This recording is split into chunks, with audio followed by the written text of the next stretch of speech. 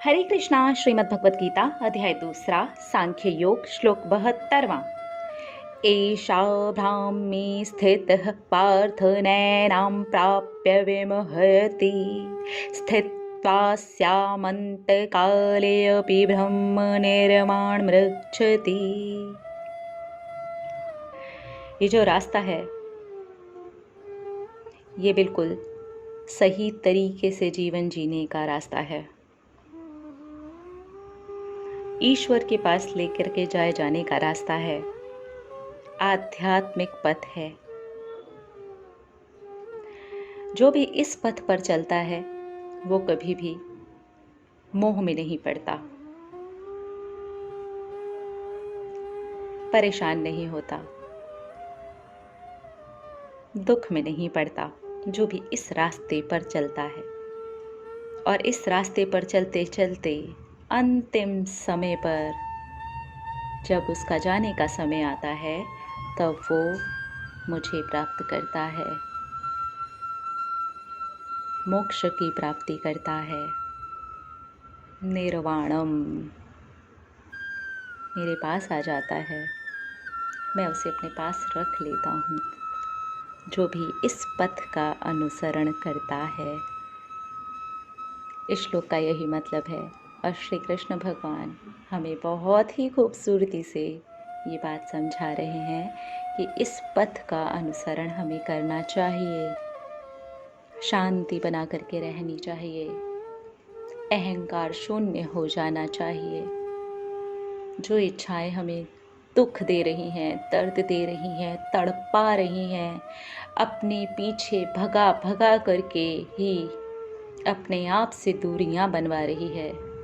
आत्म साक्षात्कार की ओर हम मुड़ ही नहीं पा रहे, अपने आप को हम देख ही नहीं पा रहे, अपनी आत्मा को हम समझ ही नहीं पा रहे।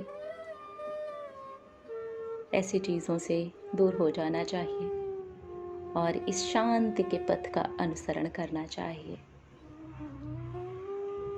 और इस शांति के पथ का अनुसरण करते करते जब हम ये दुनिया छोड़ करके जाने लगेंगे तब हम महान शांति को, महान सुख को, महान ऐश्वर्य को प्राप्त करेंगे, भगवत धाम को प्राप्त करेंगे। शांति का जो रास्ता है ना, वो हमें सब कुछ दिला देता है, हमें कुछ मांगना ही नहीं पड़ता। शांति का जो रास्ता है ना, वो सबसे खूबसूरत रास्ता है, क्योंकि हम शांत रह करके भी पूरा जीवन जी सकते हैं। इसमें कोई शोक नहीं है, इसमें कोई दर्द नहीं है, इसमें किसी भी भौतिक इच्छा के पीछे भागना नहीं है। इसमें इंद्रिय तृप्ति के लिए जो इच्छाएं हमारे अंदर उत्पन्न होती हैं उसको पूरा करने का कोई जोर शोर नहीं है। इसमें कोई भी बाहर की चीज को प्राप्त करने का भरसक प्रयास नहीं है। इसके अंदर सिर्फ एक ही चीज है, अपने आप को जानना। और जब हम अपने आप को जानते हैं तो हम शांति के पथ पर चलते हैं। और जब हम शांति के पथ पर चलते हैं तो सोचिए ज़रा कि हमें ईश्वर मिल जाते हैं। और अगर हमें ईश्वर ही मिल जाते हैं तो क्या इस पथ के अंदर हमें हमारी इच्छाएं नहीं मिल जाएंगी? वो भी तो ईश्वर ने ही बनाई हैं। लेकिन हम अपनी इच्छाओं को ईश्वर से भी ऊपर कर देते हैं, अपनी शांति से भी ऊपर कर देते हैं, अपनी अजर अमर आत्मा से भी ऊपर कर देते हैं। वो जो आत्मा शाश्वत है, सत्य है, उससे भी ऊपर कर देते हैं। हमारी इच्छा नहीं तो हम भी नहीं, हम ये कर देते हैं। तो फिर ये कौन सा पथ है?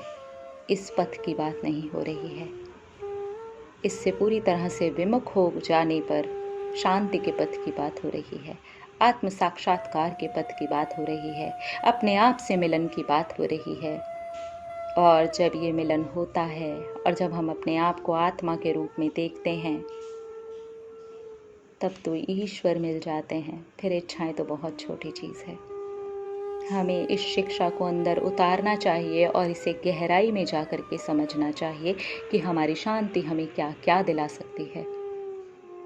बहुत ही खूबसूरत, बहुत ही पावरफुल, बहुत बड़ी शिक्षा देने वाला श्लोक है। और इसी और इसी के साथ हमारा दूसरा अध्याय सांख्य योग पूर्ण हो रहा है।